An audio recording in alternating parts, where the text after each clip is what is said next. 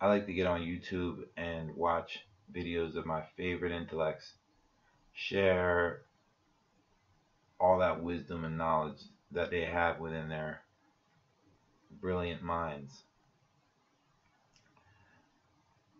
But something's been troubling me as I watch video to video. I noticed that oftentimes they'll say something as if they're sure of it when it's something that they have no idea of. And that's the reason why I decided to make these videos. Because in all of their brilliance, I noticed that there were, at best, misleading statements or faulty logic that was being espoused by these individuals. And I'll go into one now. The great Noam Chomsky, who is one of my favorite intellects. I love his work. I revere this man greatly, tremendously, and it is respectfully that I have to disagree with him on this particular issue, which is, I've heard him say before that life has no meaning. And instead of just addressing him saying that, I also have heard astrophysicist Neil Degrasse Tyson state that he's an agnostic, meaning that even though he's an astrophysicist, he believes that there are some questions that are beyond science's grasp, that there is no way to prove God. I've even heard him take such positions before as the life experience is not a grand design or an intellectual design. He's also stated that he's also taken position. Mr. Tyson has also taken the position that he is also basically a part atheist in how he frames things, especially in terms of religion, when speaking towards religion. And I can understand his disdain or trepidation when it comes to religion, because religion, when you take away the maybe 25% of wisdom that is within them and look at this other 75% of froth that is used to manipulate the general public, I myself find it repulsive and indeed the faultiest of all logic. It started out as the first science and started out with good intentions, with early humans trying to explain what was going on in the world, the natural phenomena happening around them, which has gone on to a mantle which has been going on to be taken up by philosophy as well as science. But now religion, in fact, not just presently, but for quite a while now, has existed as simply a control mechanism of the masses, serving as a coping mechanism, filling in the areas of people's life experience that science is unable to, such as grieving and emotional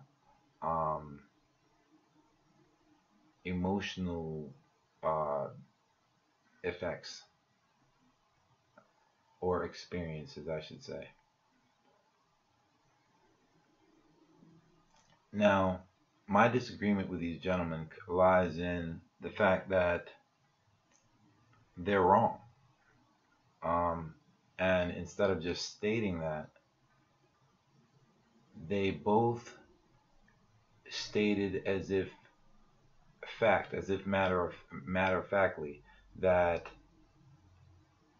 In the case of Mr. Chomsky, life had no meaning. And in the case of Mr.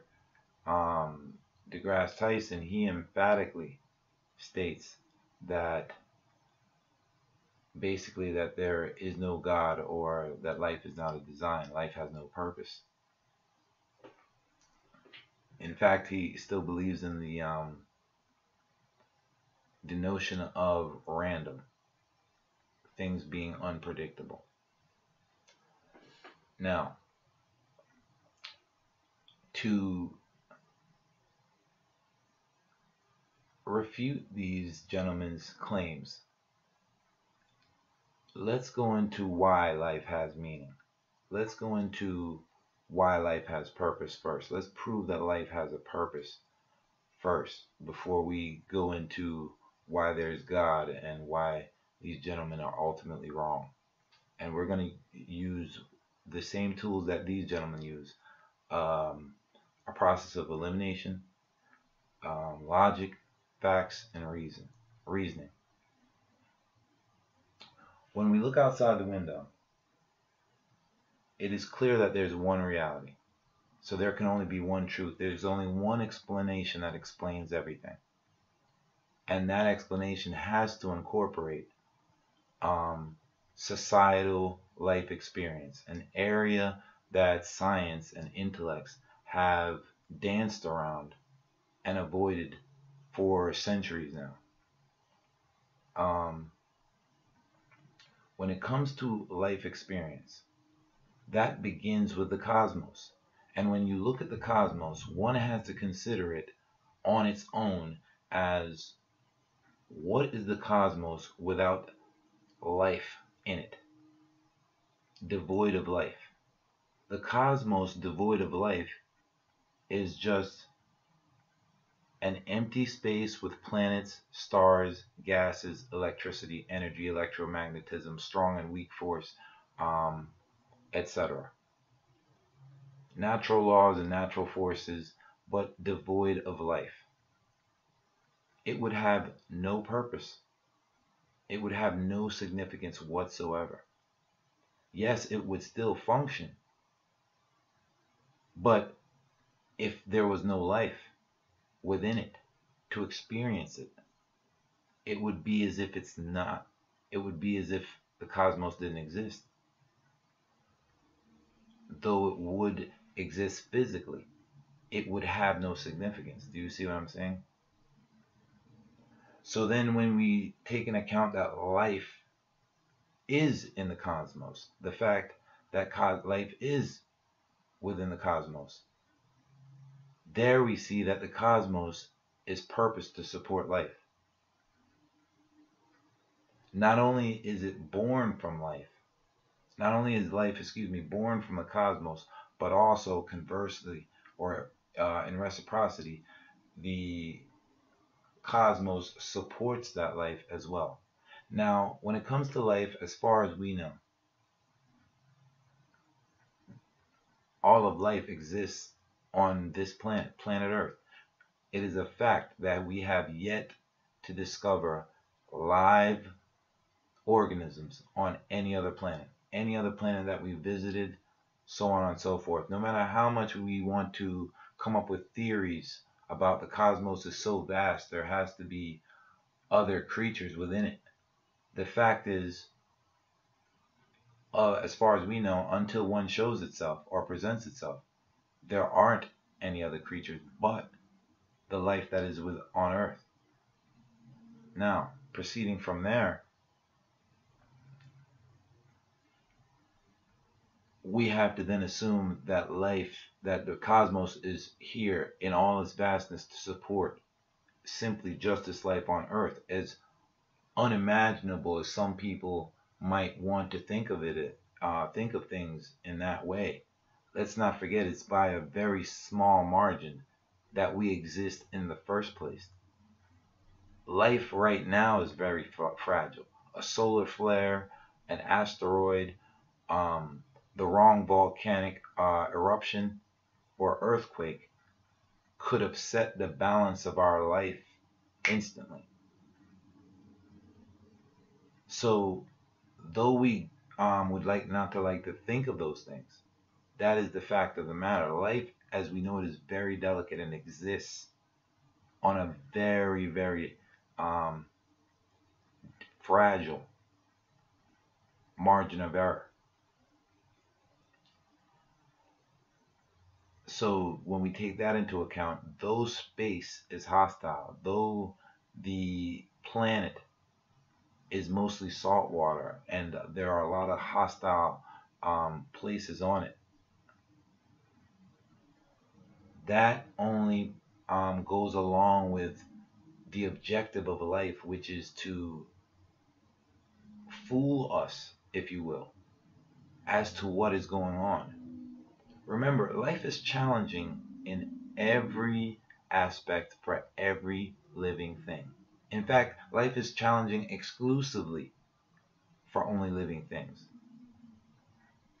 It doesn't matter if you're a billionaire or if you're poor or if you're a ladybug or a blade of grass. Life is challenging. Why is that? Because life itself is a game. It's a game of all games. And I guess I should include Jordan Peterson in this because I've heard him say that life is just multiple games, but life itself is not a game. Well, unfortunately, Mr. Peterson, you have not looked at life. You've allowed, just like Mr. Chomsky in this situation, and as Mr. Tyson emphatically has allowed himself, you all three have allowed yourself to allow your human characteristics that genetics provides us to only focus on life from that point of view, from that perspective, rather than stepping back, panning back, and allowing the macrocosm of life to tell you exactly what it is in observing it and rationalizing it, which is that it is a game. Many thinkers, and I notice this happens throughout a lot of the intelligentsia, throughout history, known history, they can tell you what something is, and they can tell you why it's there in terms of biologically. But other scientists have complained before that we can't tell you why it's in life experience, why it's a part of reality, why it's a part of life. That science doesn't pursue those questions. Now, I forgot what gentleman, what philosopher I heard say that we should disregard such things and only focus on our human perspective, because any other thing to pursue, any other question to pursue, any other why to pursue would be nonsensical. Now, that person didn't, I'm paraphrasing that person, that philosopher, of course. It was a postmodernist, I'm pretty sure. Was it Kierkegaard? Was it Kierkegaard? You know what? I take that back. It wasn't a postmodernist. It was, I believe it was Kierkegaard,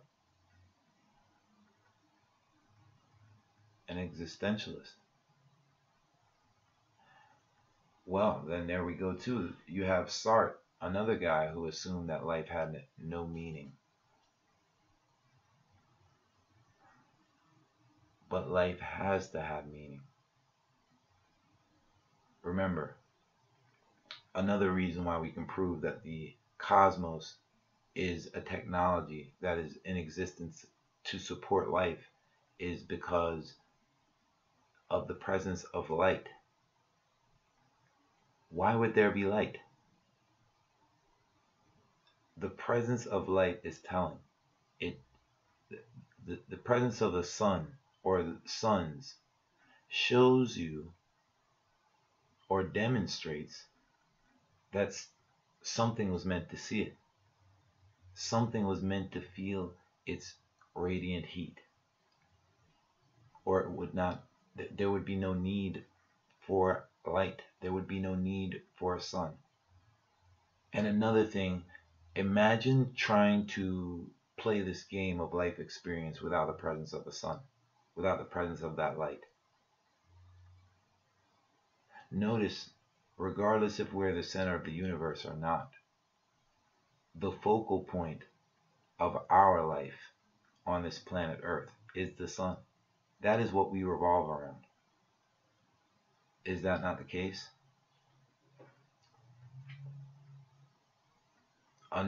So the presence of light is another indication that there is a purpose. Now, also I wanted to bring up as to why life has a purpose. When we speak of the word purpose and meaning, we're also speaking of significance. And in this case, when we look at the factors of life, at vibrations, the presence of vibrations, the presence of waves, light waves, sound waves, gravitational waves, and what have you. When we look at the presence of signs and symbols, what we call objects,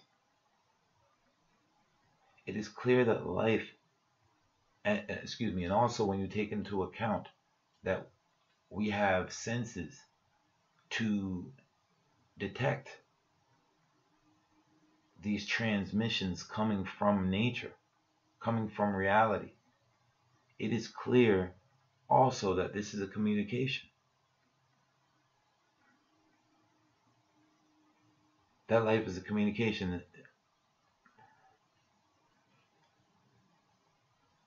We should not just look at life so compartmentalized, but once you see life from an objective truth, from nature's point of view, rather than our own subjective view, we have to remember that human beings are not sovereign on Earth. We need Earth. Earth does not need us. Earth being from nature lets you know that nature is sovereign to us, which means nature's truth is not going to be how we desire for it to be. Truth is truth. And if you notice throughout recorded history and what we've theorized and from what we know, we have been on missions from our days of our primitive beginnings of hunter-gathering and living in subsistence, to the days of farming, agriculture, up to the development of metals and weapons, and then civilizations, the industrial age, the enlightenment, period of enlightenment, all the way up to today's modern day. It's been a development, no different from a human child, slowly developing from an embryo to an adult. We have been proceeding generation through generation, and you should look at all human beings as one human being, collectively living all this time, with goals and missions and objectives that they had to accomplish, that we had to accomplish in order to reach this point. Life has been about cause and effect. We have been the ones who have been given enough reins to have choice. We have been given, with all the dictating of things that's been happening to us, we are still given a semblance of choice, but we've also been allowed to embellish on that choice. We exaggerate our position in life. We are not the dominant species in life. It is only in our ego. Our ego only tells us that. if we step back and look at life for what it is, we function under rules. Rules that we have no control of. Those are called the laws of nature. We find ourselves on Earth. We're born and emerge from Earth. We had no control of that. You being alive is due to your self-preservation instinct and your immune system. Also, something that you did not give yourself, as well as your free will. You did not give yourself that as well. You did not furbish those things for yourself or furnish yourself with those things. Nature has endowed you with those things. The fact of death. The fact of death is something you have no choice in. So these are things that I've just named for you that you have no choice in. They are autonomous. And then when you take into account also, not only death, but in between the fact that between us being born and the time that we die, we have the ability to create and destroy value. So the presence of value is also an indicator and demonstrates purpose for human beings. Also, it is during that time of creating value that you notice that you have a better judgment. You have the presence of a better judgment. You have an onboard guide to help you with your decisions, to help you make good decisions. So within our choices, within this construct and life experience of choice, even if we want to say, well, how do you explain the other motions within the cosmos? You have to turn it around and ask yourself, why is everything else autonomous within the cosmos? Yet, even though we are autonomous, we are allowed choice. Each creature, each life form is allowed some semblance of choice. But among the organisms, the known organisms, we have just developed, emerged as the organism with the mind and the body to create the technologies and societies that we have.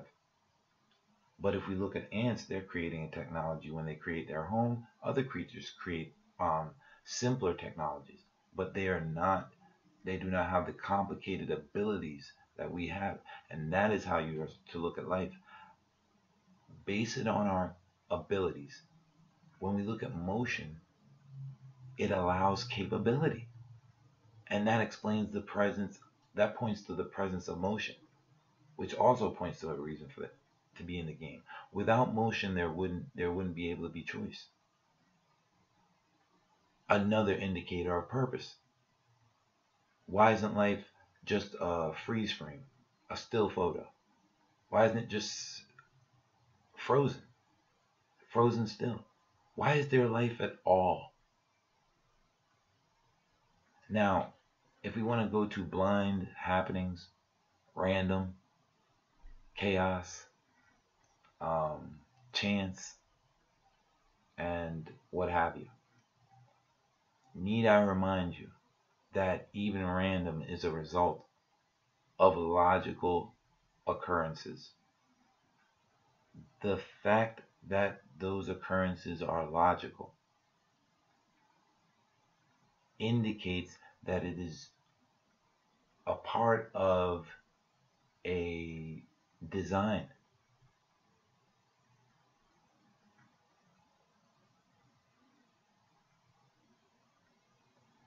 Meaning that there are no accidents. There is no coincidence. Yes, there are incidents. There are multiple incidents happening simultaneously or appear to be. But there is no coincidence as it is understood as just a chance happening. Everything happens due to a random occurrence. Everything affects each other. Time itself has always been, since its very inception,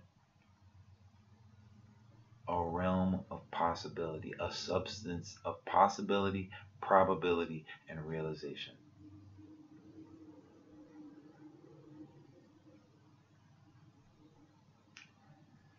So I hope with these things that we've discussed, oh, if we want to know the objective, I guess I might as well go to the complete objective of the game. The objective of the life experience. Since we have, when you remember, we're looking at all the factors involved. We have what separates us from the other species, known species, is our minds. Um, Also, what separates us, excuse me, yes, also what separates us is the bodies to be able to express those thoughts and our creativity. We are to be using our minds as a part of the objective. That's our main tool in life. We don't have claws or shells or anything of that nature as the other creatures do. We have a mind. So we are to be thinking of why we're in here. And if you ask, that can't be the objective of life. What do you think religion, philosophy, and science has been doing since human beings have been self-aware of themselves? We've been searching for answers. Is that a coincidence? No. We didn't give ourselves curiosity. We didn't give ourselves a conscious and a subconscious. We were endowed with those things.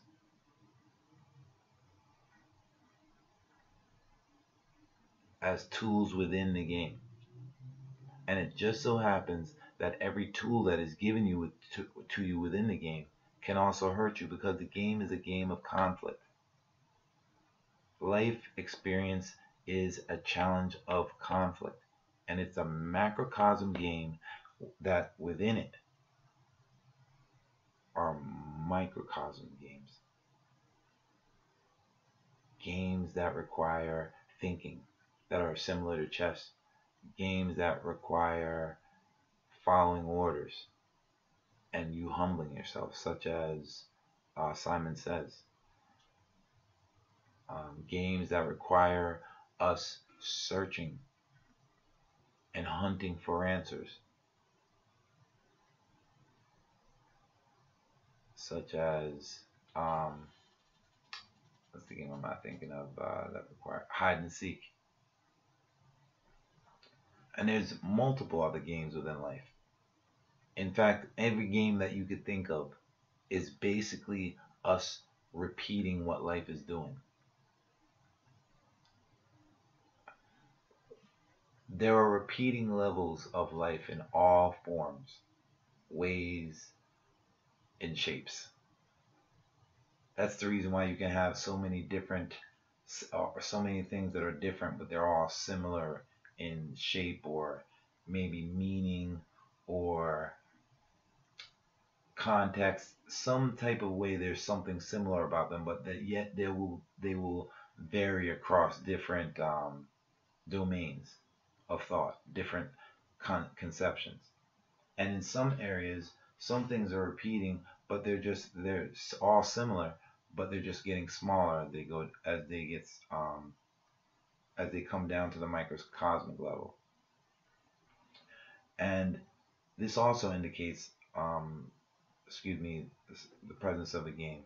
Now, to give you examples, such as shapes, the shape of the sphere, the shape of which would be our planet, the grapefruit, an orange, our iris, the bubbles that form in boiling lava or running rivers, etc. Also would be repeating levels of scales of things like a golden ratio of events. Not just events, but anything you could think of in life would be like ripples, would be waves. spirals, ram's horn, the weather formations, tornadoes, the spiral galaxy, whirlpools in the ocean, etc. And in terms of our life experience, direct life experience, you can look at it as the playing out of, say, politics. It's the same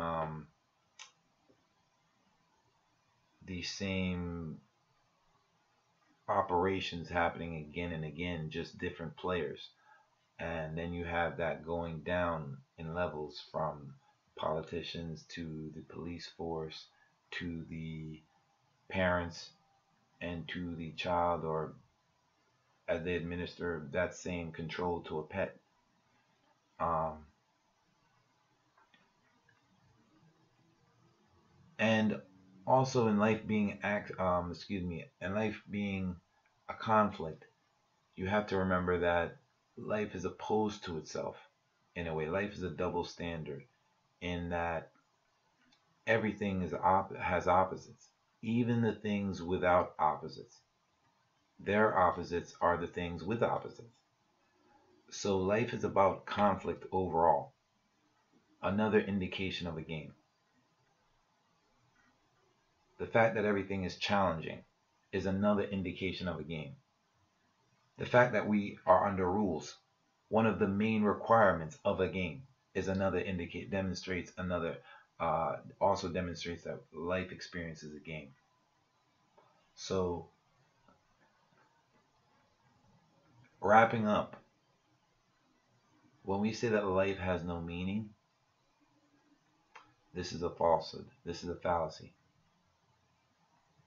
And I ask that the intelligentsia of today that are espousing that life is otherwise either defend it in logic, reason, and fact, or to please stop stating that life has no meaning so confidently and so matter-of-factly, because this is dishonest of them. It's very disingenuous.